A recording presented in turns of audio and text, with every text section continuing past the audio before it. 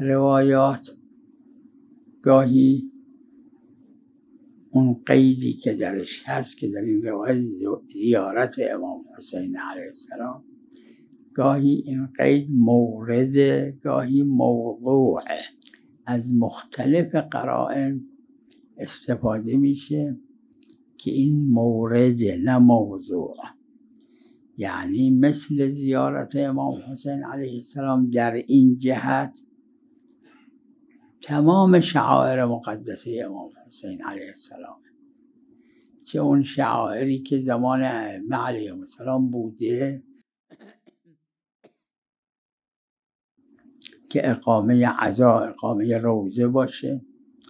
چه اون شعائری که زمان